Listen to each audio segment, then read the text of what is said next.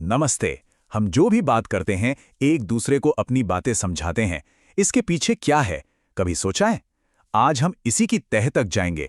भाषा, बोली, लिपि और व्याकरण, ये सब क्या हैं और कैसे काम करते हैं? चलिए समझते हैं।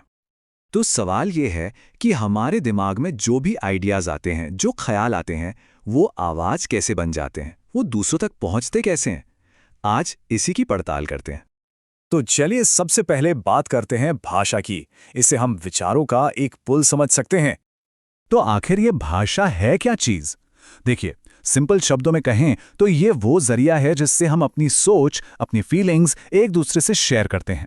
और एक मजेदार बात, ये जो भाषा शब्द है ना, ये संस्कृत के भाष शब्द से आया है, जिसका मतलब ही होता है बोलना या कुछ कहना।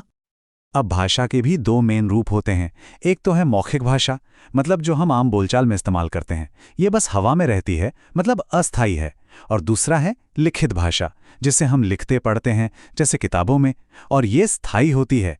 यही तो है जो हमारे ज्ञान को सदियों तक बचाकर रखती है। अब ये भी बड़ा इंटरेस्टिंग है कि समाज में भाषा के कई अलग अलग रोल होते हैं। जैसे एक होती है मातृभाषा, मतलब वो पहली जुबान जो हम अपनी माँ से, अपने परिवार से सीखते हैं। फिर आती है राजभाषा, जो सरकारी कामकाज में चलती है।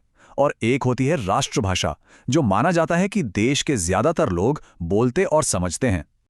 अच्छा, यहाँ पर एक बहुत बड़ी गलतफहमी है जिसे दूर करना जरूरी है। कई लोगों को लगता है कि हिंदी हमारी राष्ट्रभाषा है, पर असल में हिंदी भारत की राजभाषा है, यानी ऑफिशियल लैंग्वेज। और ये दर्जा इसे 14 सितंबर 1949 को दिया गया था। चलिए अब भाषा से एक कदम और आगे बढ़ते हैं और समझते हैं कि बोली और भाषा में क्या फर्क है और इनका रिश्ता क्या है। एक बहुत पुरानी कहावत है, शायद सुनी भी होगी। कोस कोस पर बदले पानी, चार कोस पर बदले बानी।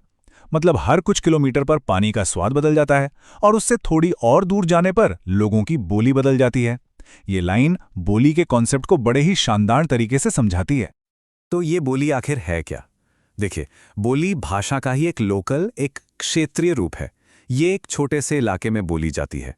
इसका कोई तय व्याकरण या बहुत ज़्यादा साहित्य नहीं होता।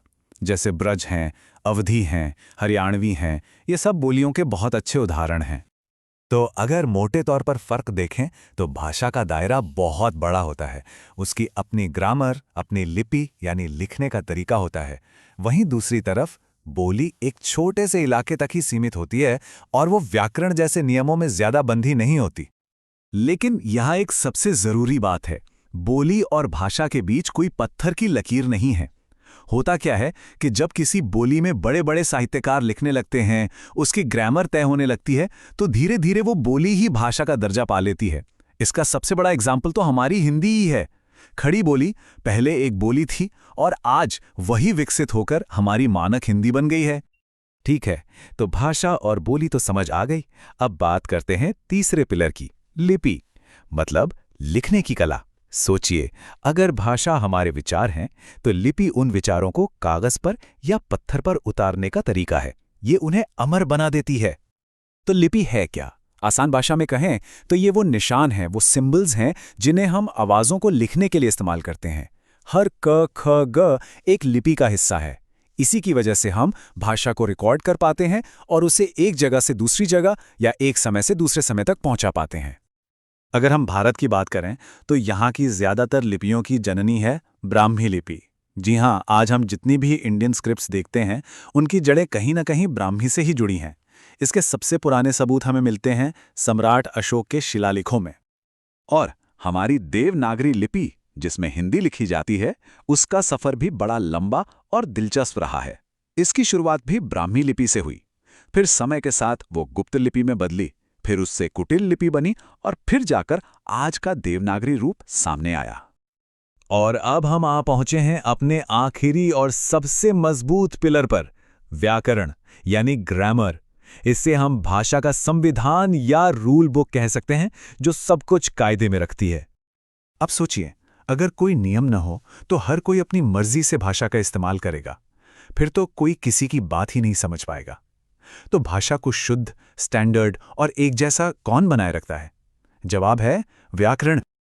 तो व्याकरण वो शास्त्र है, या कह लीजिए वो साइंस है, जो हमें भाषा को सही सही बोलना, पढ़ना और लिखना सिखाता है।